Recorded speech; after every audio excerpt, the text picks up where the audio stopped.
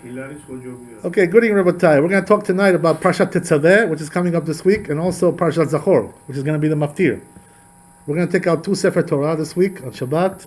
One is going to be the regular reading. 7 readers will read the regular Parashat Shavua, finish everything. And then the maftir is going to read Parashat Zachor, the second Sefer Torah. Two Torahs we take out, right? That's the idea. So, a lot of interesting things we have to discuss. One of the things that you find in the Parashat Tetzaveh, there's so many things. It talks about the big day Kehuna, talks about the bigadim, the clothing that the Kohen used to wear. So just to to go over it shortly, in a short manner, what happened was that there was a regular Kohen. The regular Kohen used to have arba bigadim, four pieces of clothing that he used to wear. The Kohen, the regular Kohen Hediot, it's called.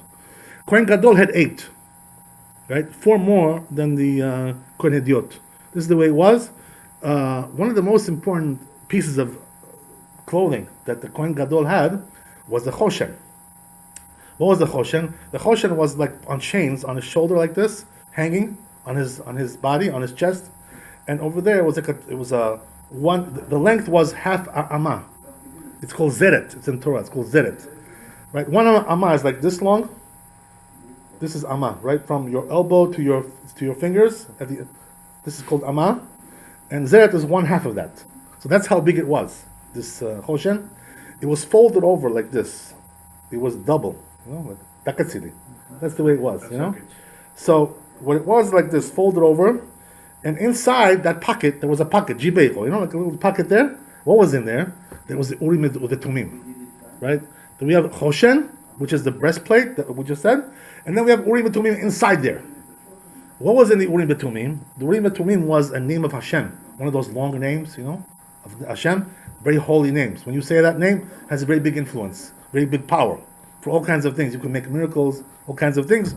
So what happens is that name is inside there, in the cloth, in the parchment, inside there. Why did they put that name over there? Because the choshen had magical powers, and this name was what giving the power to do its magical powers. What are the magical powers? There was at nevuah, at prophecy, right? You could ask a question, it would answer you. What's going to be here, what's going to be there, right? Who's going to win the elections? Bloomberg, right? Or Sanders, right? Or Trump, who's going to win? Well, they will tell you the answer to all these things, right? That's the idea. It was had nevuah. So the way it was like this, right? The prophecy was not verbal.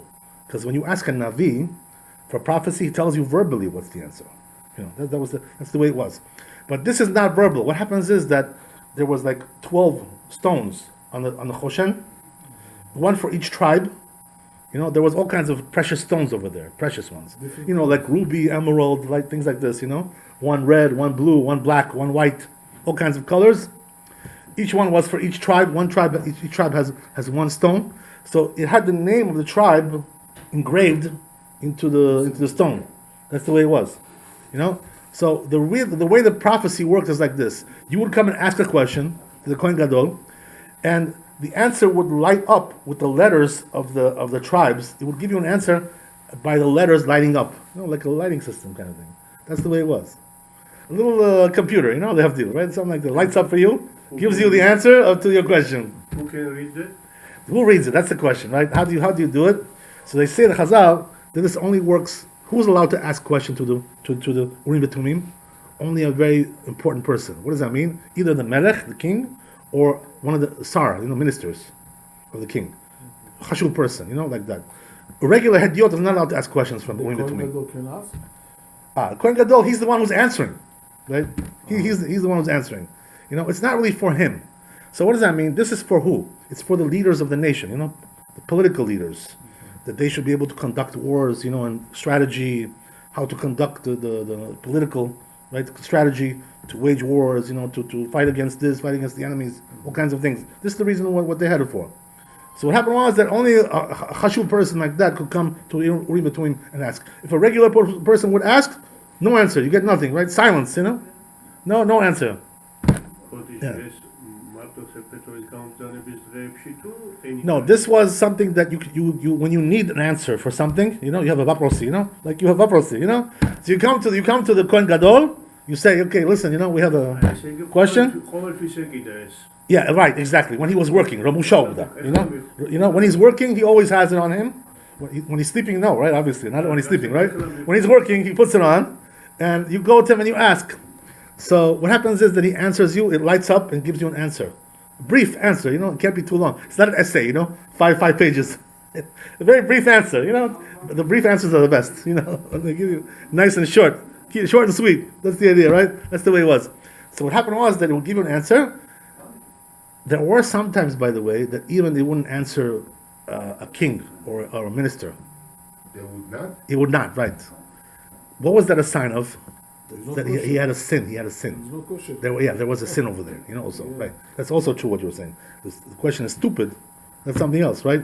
But if there was a sin that the king did, whatever, so the Urim Tumim will not answer him to show him something is wrong with the way you're behaving. You're not being a good boy.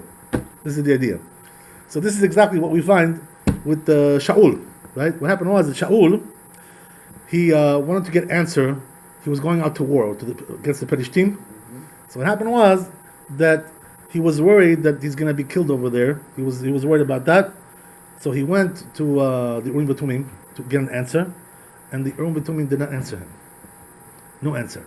Why is that? What's the reason why? Very simple, right? Because he did a very big sin. What was right? Exactly. He killed all the Kohanim. Where was that in Nov? Right? In Nov, the Mishkan was over there in the town of Nov. So what happened was that he killed all of them. Achimelech was the Kohen Gadol, and all the people who were working there with him in the Mishkan. He killed off all of them. It's a whole story over there, why he killed them. What's the reason? We're not going to get into that now. It's not important. But the point is that the Urim Tumim did not answer him because he did the sin. Also, the first time that he did another sin, which was he didn't kill. If the Kohanim was dead, so when the Urim Tumim was... So there was a new Kohen Gadol. They appointed a new one. Always a new one. Always somebody has to be working there. It's a daily job, right? So you cannot have overlap. It has to be exactly right. Everybody has to. There's also Sgan. There's also assistant Kohen Gadol. So if this guy becomes Tameh or something, whatever, this guy comes and takes his place, right? You know how that is, right? That's the idea. So what happened was that it didn't answer Shaul at that time, right? But who did it answer? When David went there, it answered him, right? This is exactly why the Kohanim got killed. This is exactly what killed the Kohanim. Why is that? Because David went there to ask a question to Achimelech, and Shaul didn't know that he was coming over there. He didn't know about it. Why is that? Because David was running away from Shaul. Shaul was trying to kill him. So what happened was that David says, I'll go ask Urim Tumim. What should I do to save my life? This guy's trying to kill me, trying to rub me out, trying to assassinate me. This was like a cat and mouse game all the time. It was going on for several months. Cat and mouse, killing him over here, trying to kill him over there, going here, going there. David was running around like a little mouse, hiding over here, hiding over there. So what happened was, in the end, he went to Achimelech. Not in the end, this was in the beginning, when he first ran off. He went to Achimelech and he asked him the Urim Tumim. So what happened was that Doeg Adomi was over there at that time, who was one of the ministers of Shaul. So he said Lashon Hara about David to Shaul. He said, I saw him over there. Achimelech, he helped him. He answered him with Urim Tumim. He answered him. And also he gave him bread, and he gave him a sword to fight with, right, of Goliath. He gave him all these things. So, he said he rebelled against you. Achimelech. He helped David, your enemy. So this is the reason why Shaul went and killed all of them. He told them, you're all rebelling against me, rebelling against the Malchut. You're all liable to death. Achimelech told them, what liable to death? We didn't know anything was wrong. David also, all the time he comes to ask questions to him. He's your minister. He's your general. So why do you expect us to refuse? We didn't know that he was running from you. We didn't know that he was rebelling against you. We didn't know any of these things. But nevertheless, Shaul killed him anyway. So therefore, the Urim Tumim didn't answer Shaul after he did this very big sin. Same thing also happened when he did the first sin, right? There was two sins that Shaul did. The second sin was what we just mentioned now. He killed the Kohanim. The first sin was that he didn't kill off Amalek. He didn't kill Agag, right? The king of Amalek, like he was commanded to. Now it's pertinent, right? To talk about that. We're talking about Purim, right? The Parashat Zachor. So he didn't kill off Agag. So what happened was that when he did that sin also, that he didn't kill off Agag, and also there was another sin that he did, right? Which was that he didn't wait for Shmuel to come at the right time. Shmuel told him, don't start the war with the Perishtim until I come. He got nervous and he started before. So Urim Tumim didn't answer him also at that time. So there was several times like this that Shaul was not answered. And this is exactly what happens with the Urim Tumim. Urim Tumim is a very selective thing, So it's not like you go to a Navi and you ask him a question. You can go ask a personal question also to a Navi. When do we find that? Also with Shol, right? We find that, how do you know that you're allowed to ask a personal question to a Navi? It doesn't have to be something national, importance, some kind of federal case, like we just talked about. Even a regular question you're allowed to ask to a Navi. We see that from Shaul also. Why? Because Shaul, when he lost the mules, Rabbi conduct, his father had some mules. Right, exactly. So what happened was that he lost them, so he went to Shmuel HaNavi, he should answer him, where are they, where can we find them? He went to a Navi to bother him just for that, so he can find three, Samiviri, Munachos. This is the idea, right? This is the reason why he went. So there, the Navi answered him. So what did Shmuel Navi tell him when he answered him this question? He told him, he says, they already found it, don't worry, your father already found it. You were over here looking for him, your father already found it over there. Go back home, that was the idea. So when it comes to a Navi, you're allowed to ask a personal question, anything you want. But when it comes to Urim V'Tumim, it has to be something national importance. Something like that. It has to be something very, very big, very, very, very big time. That's the idea. So Urim V'Tumim is considered to be a very, very important thing. They say, by the way, in the second Bet HaMikdash, they didn't have Urim V'Tumim. The Kohen Gadol had the Choshen, the breastplate, with the stones on it, but the Shem of Hashem inside was not there. Yeah. So therefore, it wasn't able to do the Nevuah. They didn't have that power. So there was no prophecy in the second temple, right? They didn't light up. Right. The function was not working, right? Malfunction, right? Because the name of Hashem was not in there, was not working. It's disappeared by itself or somebody took it? It's a good question, by the way. What happened with that, right? Probably it was put in Genizah, it was buried. Because all those things were buried, by Yoshiyahu HaMelech. Yoshiyahu, one of the kings in the first temple, he buried all those things. Because he didn't want them to go and fall into the hands of the Nebuchadnezzar, the Goyim, all kinds of things. So he buried them. Nobody should find them. We talked about that, right? Last week we talked about that. What happened with them? So that's the idea. They buried these things. So in the second temple, they didn't have it. In the second temple, there was no prophecy. Who were the last prophets in the second temple? Right? In the beginning of the second temple, when Ezra was alive, so there was three prophets over there, right? Zachariah, Malachi, and Haggai. These were the last three prophets. Once those prophets died, there was no more Nebuah in the second temple. So what does that mean? The second temple was like on a lower level than the first temple. There wasn't such a big Kedusha like that in the second temple. What's the reason why? You know why? Because all the Jews didn't come back to the second temple. The Kedusha, the holiness, only exists when all the Jews are there, What brings holiness to the land of Israel? When the Jews are living there. And this is why the Goyim, they're very worried. You know why? Because they see the Jews are returning and building cities over there. That kills them. Why? Because they know it's their end. Yeah. They know that once the Jews build their nation, this is their end. It makes them very nervous. That's why they fight against us all the time. Terrorism. Right? They try to scare us. From living there, not to go there. Because every Jew that goes to Eretz Israel and lives there, the Shekhinah comes more and more and more over there. That's what happens. So eventually, what happens is that it says in the Midrash that if there is enough Jews in the Eretz Israel, Mashiach will come because it's an automatic kind of function. You press a button. Once you have enough Jews there, that's it. The Mashiach will come. That's an automatic thing. Rabbi, is it all about the land or all about the Jewish people? It's like one unit. The Jewish people, Eretz Israel, the Torah, Hashem. This is all like one big unit. We belong together. It's like a marriage, like a mishpacha. All of Jews come, let's say, to Rego Park. Yeah. Let's say. Yeah. Same thing's gonna happen? No, only in Eretz Israel. Eretz Israel only Eretz Israel has the power that you go over there, you bring all the Jews over there. One more Jew that comes there, there's more Shekhinah, there's more Kedusha. That's the way it is, right? So we only Zachor have prophecy when all the Jews live in Eretz Israel, and we have Bet HaMikdash and all these things. So then the real Kedusha comes. This is the idea, yes. So also want to talk a little bit about the Parashat Zachor. That we talked about it inside also, but there are some details that need to be said more, about this, and also for the Facebook audience, the YouTube. So first of all, right, we have the mitzvah of the Torah, as we mentioned, that we have to mention the every year. The Torah tells us, Zachor, remember to wipe out Amalek. When the time comes, Jewish people have a mitzvah to wipe out Amalek. So a lot of people talk about all kinds of drashot about this. Who's Amalek and what is Amalek, all kinds of things like this. But just to give you the simple meaning of what is Amalek, you should understand, right? So who is Amalek? We said, right, that Amalek was the grandson of Esav. This is what happened, right? What happened? That Esav had several sons. He had 3 wives. Esav, right? One of them was from Ishmael, and 2 of them were from the Canaanim, from the Amorites. Right? They were like this, right? Mixed in. Three wives, all of them Rashaim, all of them were Bedu Rabbi, Esav, right? All his wives were wicked wives, idolaters, idol worshippers. So what happened was that all the children turned out also to be Rashaim, Most of them were Bedu Rabbi, But the point is, more than that it says in the Rashi regarding the lineage of Esav, the family, that there was also a lot of mamzerut over there, illegitimate children coming in there, most of them. So this is exactly what happened. This is exactly what happened with Amalek. How was Amalek born? Right. First of all, Esav's son was Eliphaz. That was one of his sons. Eliphaz was like the main son of Esav. He was like the leader of the family. Eliphaz.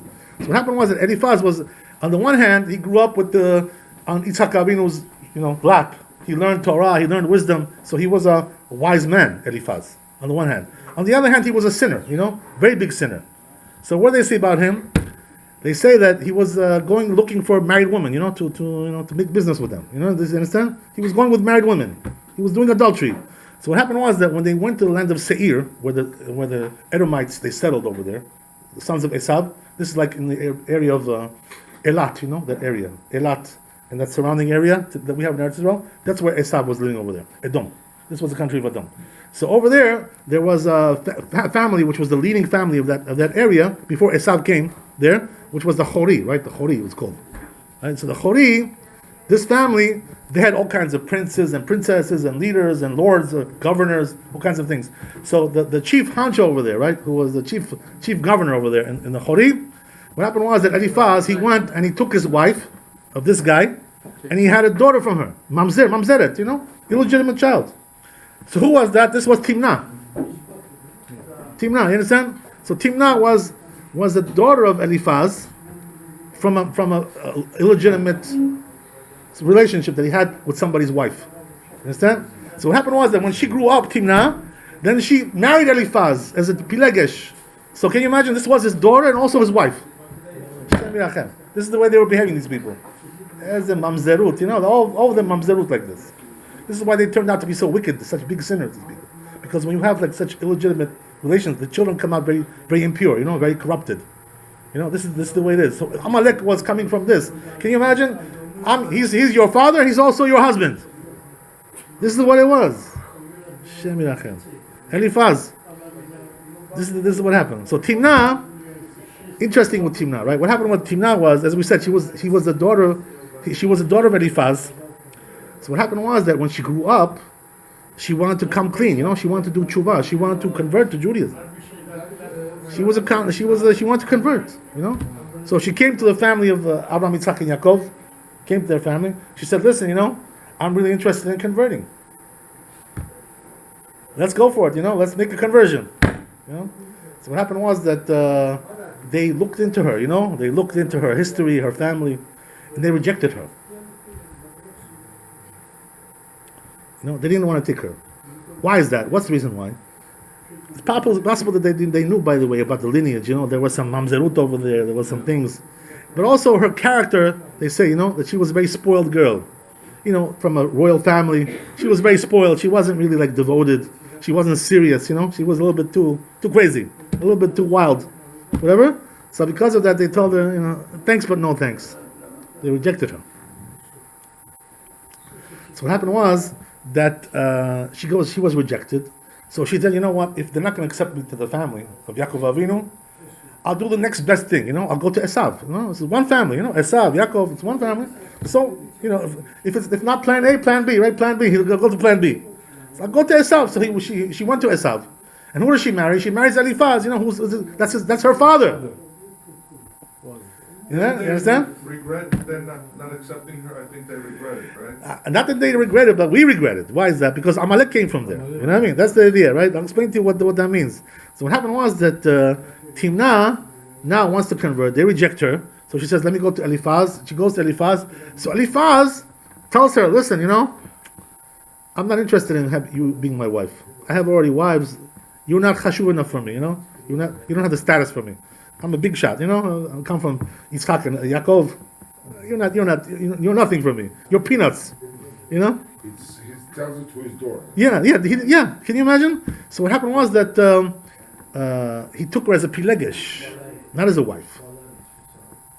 He know that he's Probably he knew. I'm not really sure, to be honest with you. I don't know. It doesn't really say about that. But it was his daughter. Right? So what happened was that he tells her, listen, you're not chashuv enough. You're not important enough. Probably he knew. So what happened was he tells you, you're not important enough to be my wife. You don't have the status for that. So I'll take you as a pilegesh. What's a pilegesh? So Gemara says pilegesh is like, it's a girlfriend kind of thing. What does that mean? You're taking a woman who's only living with you, no other men. That's the idea, right? Devoted to you only, but there's no ketubah, there's no chuppah, no wedding. So by the halacha, you can have it? This is the question, by the way, if you're allowed to take a pilegesh. There's a machloket about that, the poskim. In the old days, the kings used to take pilegesh. The leaders, they used to take, like David HaMelech, Shaul, Yeah. they had pilegesh. There is a story also pilegesh b'giva. Right, exactly, yeah. So it means it was something that... It was something very, very common over there at that time. Yes. Nowadays, by the way, it's not so common. But there are some poskim who do allow it in some cases. Depends on the situation. But what I'm saying is like this, right? He took her as a pilegesh. She said, "You're not important enough to be my wife. Who are you? Riffraff. So what happens is that he takes her as a pilegesh, and from that union comes Amalek. Can you imagine? It's his daughter. It's his pilegesh, and then comes from there the children. A child. You can imagine what he's going to be, right? Big tzaddik. Big chassid. I'm joking, right? So Amalek is the guy or he's the nation? It's the guy and also the nation, both, right? That's the idea, right? He's the father of the nation. You understand? So what happened was that Amalek was born from this union. So what happened was that Amalek became the archenemy of the Jewish people, right? They say every time the Jewish people do some sins, Kadosh Baruch Hu wants to punish them, he brings Amalek. That's his rod of wrath against the Jewish people. He brings Amalek. So it's something. So Amalek, Yeah. he become our biggest enemy because the story that the mother tried to be... Yeah, I want to explain that. It's a very good idea. What you're talking about. So they say the Chazal like this, right? Yeah, Mechila. Yeah. სანამ ამას ამიხსნით ის არ ვიცი ეს საკითხი.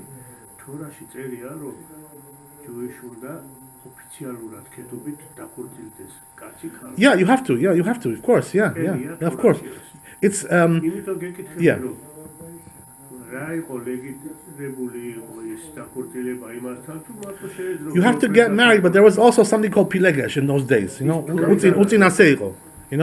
This was like something on the side. That when you, let's say, the reason why the pilegesh, why? Because let's say his wife is a nida. He can't be with her for 2 weeks. Yeah. So he needs somebody to be with her, in order that his Yetzer Hara shouldn't overcome him, So he had also something on the side, when his wife was not available. That was the idea.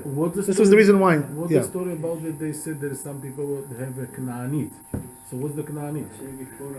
Knaanit, that's already Shifcha. You're talking about Shifcha. That's not allowed, by the way. To be with her, to live with her. No, not usually not allowed. There are some cases where it's allowed to do that, but most cases it's not allowed. On the Ishai, Yeah. the father of David HaMelech. Right. When he take his wife out, he Yeah. had another some woman that he was with her all the time. Right. Yes. She was not his wife. No, this right. He took her as a pilegesh. Yeah, you're right.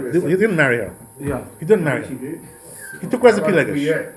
So the pilegesh is it means that you're allowed to do. Right, but it has to be everything b'tahara. Going to mikveh, everything. It has to be everything. So you're Jewish. It has to be Jewish women. Yeah, of course. That's the idea. So what happens is like this, right? Now, getting back to our story, the Amalek comes out from there. Now, the Chazal say exactly this point that you're talking about, which is that why did Amalek come out to be the biggest enemy of the Jewish people? Because his mother, Timnah, was rejected from converting. Understand? So what does that mean? That when you get rejected, HaKadosh Baruch Hu takes up your case, and takes revenge for you because you were insulted like that, put out. So you see from there that there was a little bit of a mistake over there. You see from there the Chazal, since they mentioned this, right? The truth is that the family of Yaakov, they should have taken her probably. It would have been better to take her. In that case, we made the same mistake twice. That what? Then we rejected another genius. One we which? it, another one 2,000 years ago, we rejected another guy. Oh, okay. That's a little bit different, but the truth is, he's talking about Yeshu. He's talking about Yeshu, Iyimach Shemo. But with Yeshu, it was a little bit different. You know why? because the truth is that there's also some blame also as well there. What happened over there was there was a misunderstanding there. As the Chazal mentioned, right? He came back to his rabbi to be forgiven, right? 10 times. The 10th time the rabbi was going to take him, there was a misunderstanding. He was saying Kriyat Shema, right? You know the story, right? Something, whatever. So in the end, Yeshu went and became a rasha, bedur, became an idolater, became a heretic. So what do we learn from there? The Chazal say that don't push away, your talmid like with shtei yadayim. One hand take him in, one hand push him. So this way, don't push him too much, because when you push somebody like that, he's already not a stable person, a little bit funky, a little bit hippie guy, hippie kind of guy, hippie. When your person is a hippie, if you push him too much, he'll rebel. He'll go all the way out of Judaism. Because he has a bad personality, you understand? So therefore they say don't push him too much. One hand brings in, one hand pushes out. They say with two people this applies to the most, this policy. You know what it applies to, right? It applies to children, because children are very lightheaded. When you push them out too much, they can rebel all the way, You push them too much. You also have to bring them in a little bit. Also give them some love. Don't just push and push and push. If you go like that, it's gonna go crazy. He's gonna go bonkers on you. He's gonna leave you all together. You don't want that. You want to have some influence over the kid, right? That's one thing with children. They say. Another one is also with the women, right? They say don't push a woman too much, too far. Women are also, they're kaledat, they're light. Because of that, they say if you push a woman too much, that's why they say, right? When it comes to a woman, the proper policy when you have a wife, whatever. One hand brings in, one hand pushes out. What does that mean? Sometimes you have to give a little push also. Because sometimes women go too far. You know what I mean? They demand a little bit too much. They go a little bit, Because the truth is, sometimes you can't even blame them for that. Because they love their husband, they want to be with their husband all the time, But sometimes it's too much, I got to go to work, I have to study Torah, I have to go to Minyan. I can't be with you 24 hours a day. What can I do, You want to be 24, you want a 24-hour husband? I can't be with you 24 hours a day. So sometimes you got to push a little bit out also. You understand? Sometimes you got to tell the wife, listen, I got things to do now. I can't be with you all the time. But on the other hand, don't push her out too much. Because if you do, she may never come back. She may go with somebody else. That's the idea, Don't tell her to get a luggage. Okay. That's what you mean. Yeah, the other way around, right? I got the idea. So that's the idea. So when it comes to Yeshu, they said there was also a mistake with him. The mistake was they pushed him a little bit too much. But this was Min HaShamayim. You know why? Because it was a misunderstanding. You know what I mean? It was a misunderstanding. But the truth is that Yoshua ben Parachia, who was his rabbi, he should have been a little bit easier on him. He shouldn't have pushed him that much. This was a mistake. There was a little bit of a mistake over there. It's all Min HaShamayim. So we learn from there that they teach us the Chazal from you, from there. When you have a Talmid, students in the yeshiva, don't push them out too much. Don't kick them out. Don't throw them out. Don't push them away like that too much. Give them a little bit discipline, a little bit, touch, a little bit, but also, give them some love also.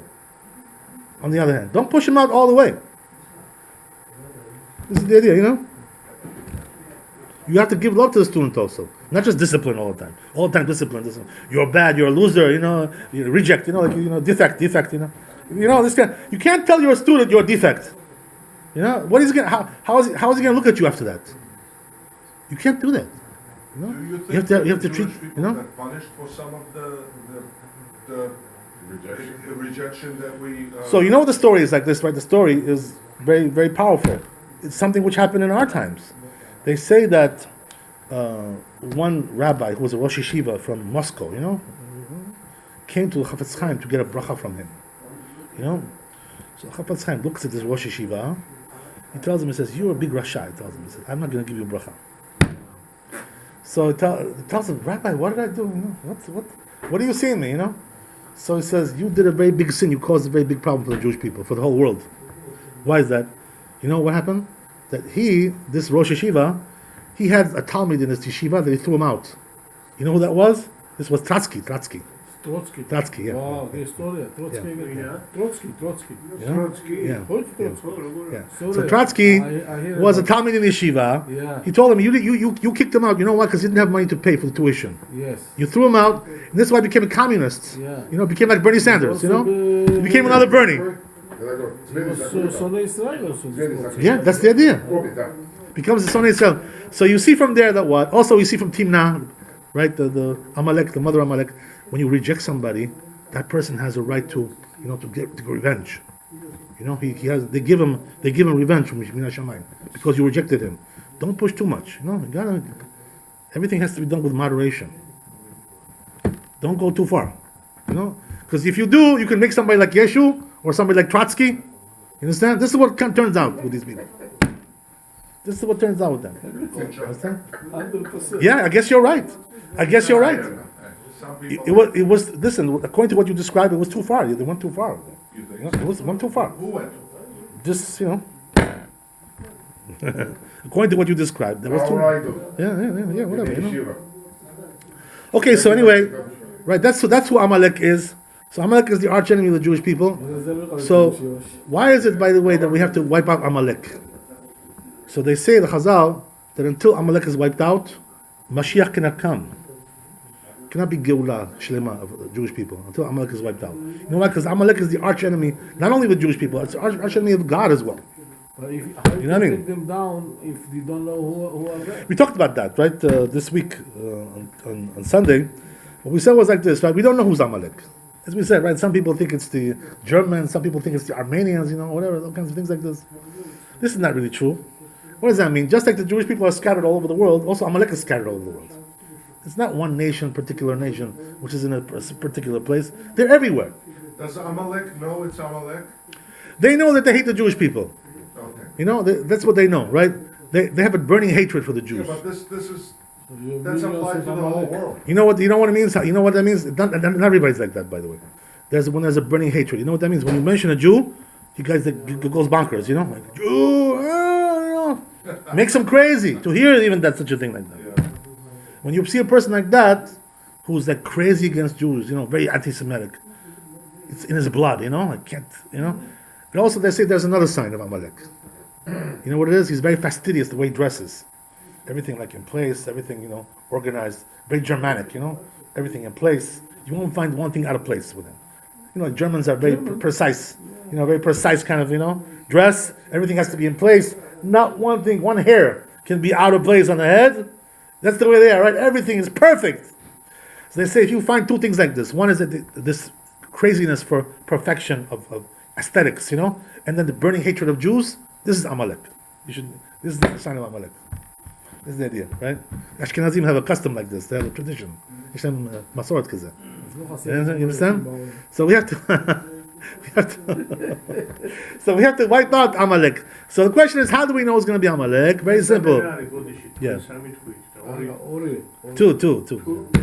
This is the idea. It's true or something? What did you say? Ashkenazim have a what? They're a tradition that's how you identify Amalek.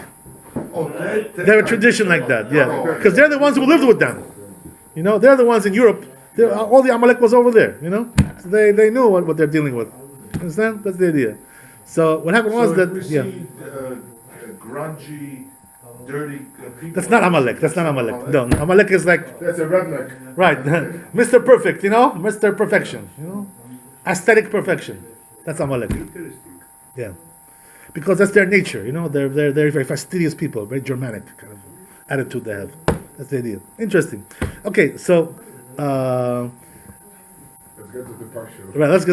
right, so as we said, right, we have to wipe them out. So how are we going to know who's Amalek?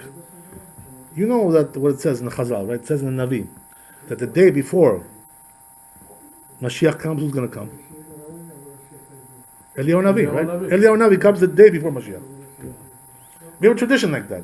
By the way, this is not some kind of a fable or story. It's the truth, 100%. The day before Mashiach comes, Eliyahu Navi will come.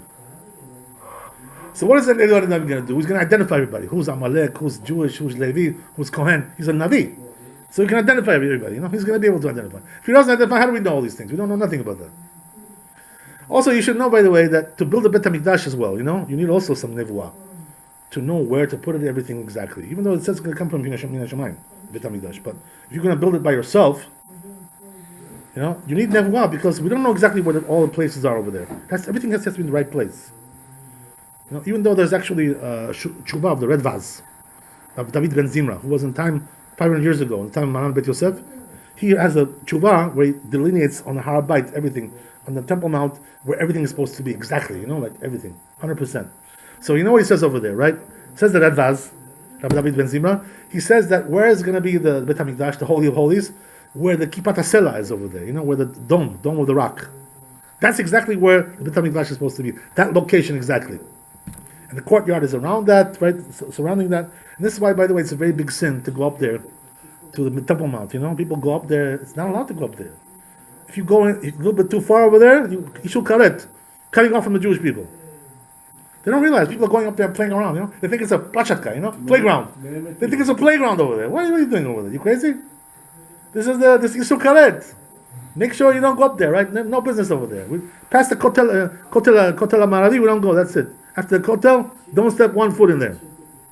That's the last step that you can take. Otherwise, you're getting into big trouble. Okay, so getting back to what we said, we're going to know who's going to be Amalek, and then we have to wipe them out. That's the mitzvah, the torah. This is the idea. When are we going to be able to do that? When we have a Mashiach, when we have a Melech, we have all the resources that we need to do all this. We have a Navi, we have to have a Navi also, as we said. Otherwise, you can't do it. How are you going to do it? You don't even know who it is. That's the idea. So, a person has to know all these things in order to be able to do them. So, we can't really. By the way, there are stories that are brought down.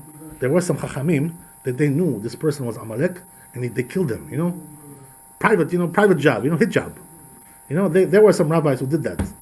They knew a person in Europe. We're talking about, right?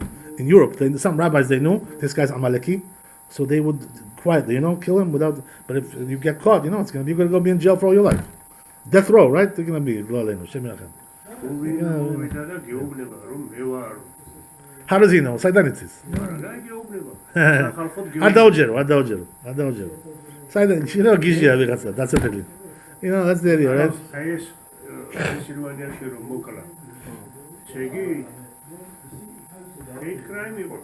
Yes.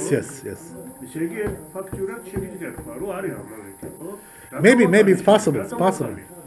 Yeah, it's possible. So anyway, right, getting back to what we said. So this is a mitzvah from the Torah to read Parashat Zachor. So therefore, make sure you're there, right? That's the idea. In the morning over there, maftir, make sure you're there. Don't miss it. Don't go to the bathroom. Don't go out for some hors d'oeuvres, some kiddush, This is not the time now, right? Go in and listen to the maftir. Don't miss it, right? Don't go last minute, last second. You may miss. If you miss one word, you didn't fulfill your obligation. One word. So make sure you hear every word. That's the idea, right? It has to be read by a Baal Koreh who knows how to read properly, right? The rabbi will do it. He's been reading for 40 years already, So you have to have a person like that. That's the idea. Don't bring some new guy, some amateur for Parashat Zachor. You have to bring somebody who's a professional for that, because every word has to be said properly. As we mentioned inside also, I want to mention this to you because it's important to know that Maran Rav Avadia used to mention this to us all the time. That you should know that there are, when it comes to accent in Hebrew, how to pronounce Hebrew properly, the proper pronunciation is a Sephardi one. It's much, much better than the Ashkenazi. You should know. Who says this, by the way? 3 big Ashkenazi rabbis that said this. Not we. We don't. They're the ones who say about themselves that their accent is not so good. Who were the ones who said that? There was somebody called the Ridvaz. Not the Redvaz. The Redvaz was the one who talked about the Temple Mount. The Ridvaz was a different guy, different rabbi. Also a big rabbi. He was a rabbi from Europe who settled in Eretz Israel. So what happened was that he wrote a book called Bet Ridvaz. So over there he has a tshuva that was asked to him by a Sephardi rabbi. He asked him, he says, "Tell me, Rabbi, which accent is the better one for Hebrew? Ashkenazi or Sephardi?" So he told him, he was Ashkenazi himself, Lithuanian, Litai. So he told him, he says, for sure the Sephardi one is better than the Ashkenazi one. What's the reason why? So he gives a very good reason, very logical reason. You have what, your prophecy? Are you Eliyahu Navi? How do you know? How do you know these things, right? So he gives a very logical thing. He says, very simple. He says the Sephardim were closer to Eretz Israel. They went to Galut closer. Syria, Lebanon, in Iraq. This is all surrounding Eretz Israel. Mitzrayim in Egypt. These nations are all Middle Eastern nations. So what happened was that they were close to Eretz Israel, so the accent is the same over there. This is the idea, This is the reason why the accent of the Sephardi Jews is much, much better than the Ashkenazi. Because the Ashkenazi, they went far away. They went to Europe, they went to Germany, they went to all kinds of northern countries, France, and Poland. What business do they have with Eretz Israel? They have nothing, no connection over there. You understand? This is the reason why. So they adopted their accent, the way they speak, And this is the reason why their accent, the way they pronounce is more corrupted. It's not really so accurate. Very simple, you don't have to be rocket scientist to understand that. The further you go away from Eretz Israel, the further you go away from the Jewish, the Hebrew dialect, the Hebrew accentation. That's why you should know who has the hardest time learning Hebrew. You know what it is? Americans. You know what? Because the way they pronounce, their pronunciation of English is just the opposite of the way we pronounce. They stress the first syllable, we stress the last syllable.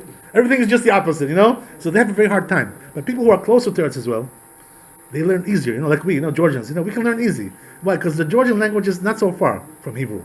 You know what I mean? It's not so far. But the English language, or these, European languages, they're very far from that. So they have a hard time to pick it up. Especially the accent, to get the accent, They can't, all kinds of, twisted, How do they say, I'll give you an example, right? There's a word called, everybody knows this, right? There's a word called midrashi. So how Ashkenazi, how does he say midrash? Midrash. What's midrash? It's midrash. What are you talking about? What language are you talking? This is Hebrew. What you're talking? This is not Hebrew. That's the idea. Things like this, right? I'll tell you a funny a joke that my rabbi used to make. He's about this. You know what he used to say, right? He said that when Avraham Avinu, the Chazal tell us that when Mashiach comes, they're all going to be raised from the dead. Avraham Avinu, Yitzchak Avinu, Yaakov Avinu. So they're going to go to Avraham Avinu, the Ashkenazim, They're going to tell him, Avram, how are you, Avram? So he's going to tell him, he says, I'm not Avram, I'm Avraham. Slicha, who are you talking to? Avram? Well, I'm not Avram. Who are you talking to? You got the wrong guy. He was saying it as a joke, but you have to understand that it's true, it's quite corrupted the way they pronounce these things. So that's the reason why. So why am I telling you all this? Because a person, when it comes to Parashat Zachor, which is from the Torah, he should make sure that he reads the Sephardi way. Don't do Ashkenazi now all of a sudden, switch hitter, going this way, going that way. What are you doing? This is your tradition. Your mama, papa, your forefathers spoke like this. Why are you switching to Ashkenazi? What, you want to go down? You want to downgrade? Don't downgrade yourself. Upgrade yourself. Don't right? It says in the Gemara, Ma'alim b'kedusha v'lo moridim. Right? That's the idea. You have to go up in kedusha, not go down. So when you go like that, right, you're saying the wrong way. These pronounce medrash. What medrash? What is medrash? What does that mean? Ovrom. What Ovrom? Avraham. What are you talking about? What language is that? Right? That's the idea. So make sure you say things the right way. When it comes to something which is from the Torah, you have to be more medactic about this. This is Parashat Zachor from the Torah. Make sure you pronounce everything the proper way. Right? There's also two more stories brought down regarding that. You know what it is, right? It says in the Rabbi Natan Adler, who was the rabbi of the Khatam Sofer. He was a big Gaon himself from Hungary, Hungareti. So he also, Rabbi Natan Adler, he was Ashkenazi. What happened was that he realized, at one time in his life, that the Ashkenazi pronunciation was like totally off. So what he did was he brought a certain rabbi, from Turkey, Sephardi rabbi, to teach him for 3 years. He learned from him how to pronounce everything Sephardi way. You heard about the story? That's what he did, right? Because he kept him there for 3 years. Can you imagine? He wouldn't let him go home. Why that? Because he wanted to teach everything the Sephardi way how to pronounce. So he learned everything to do the Sephardi way. And then what happened was that they say, it's written over there in the book, that he was the only one who would go up to be Chazan. He wouldn't let anybody else go except besides him. Because he wanted to do everything Sephardi way. Another Ashkenazi rabbi who also realized, right, that the Sephardi way is more accurate. There was also another one who did the same thing. You know who that was? The Hafla'ah. Rabbi Pinchas Levi Horowitz, who was the chief rabbi of Frankfurt in Germany. He also did the same thing. He learned the Sephardi pronunciation, and he was also not allowing anybody to go up like that. So you see from there that even their rabbis admit, maybe not all of them, but at least these three rabbis who were very big chachamim, they admitted that the Sephardi way is better. So therefore, there's no reason for. But Ashkenazi, that's something else because that's their minhag, that's their custom, So minhag Yisrael Torahi, as we said, right? That's something else. But for us, it's not our custom. Why should we be pronouncing like them? We cannot do that. You cannot change go from top to the bottom. No good to do that. That's the idea. So a person has to make sure that he does the right way.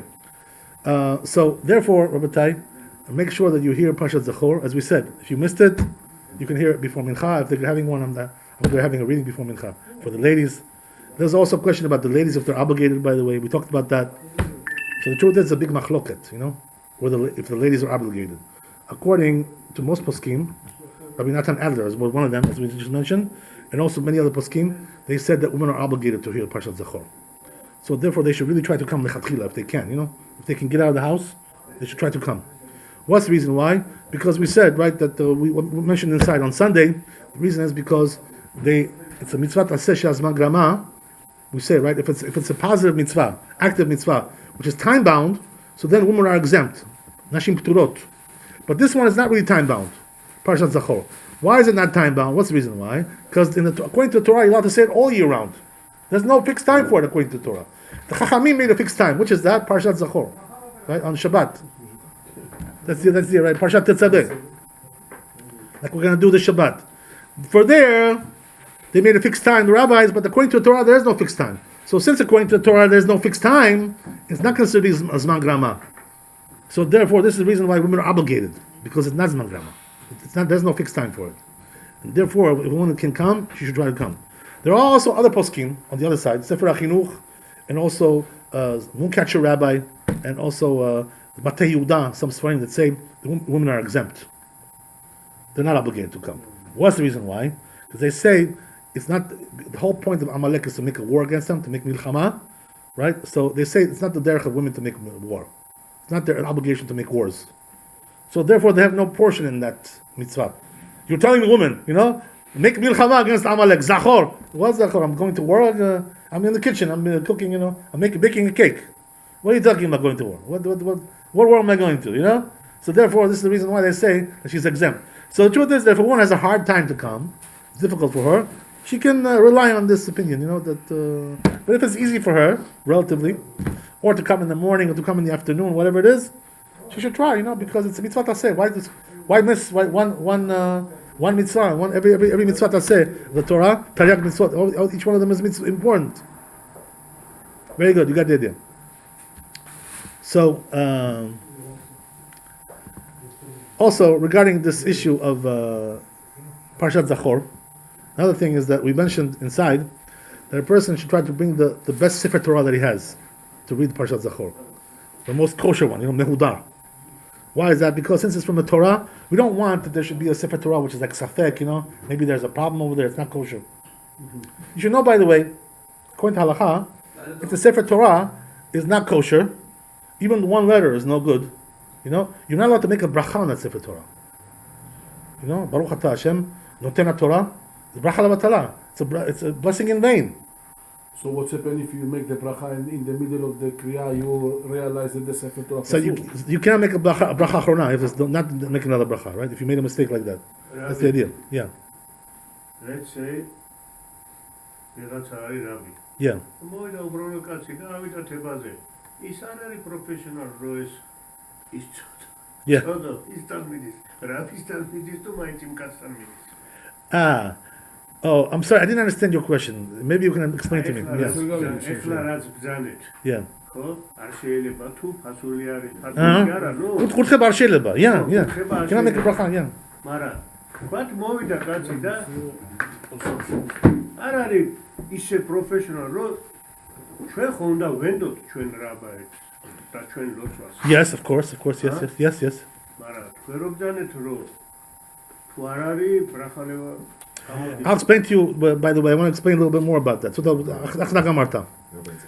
As we said, right, if you know that the Sefer Torah is pasul, even one letter is no good, you're not allowed to bless on that Sefer Torah. Yeah, this for sure. You're not allowed to bless. Yeah. Even though it's holy, it's kadosh, whatever, that's something else. But the question is now, what about if it's a doubt? You're not really sure. But Yeah. So you go to a child, you ask the child if it's... Right, but let's say, in other words, you don't know where the mistake is. Maybe there is a mistake, but you don't know how to find it. You can't have time to find it. Let's say, right? You don't know how to find the mistake. So then what do you do? Yeah. Yes.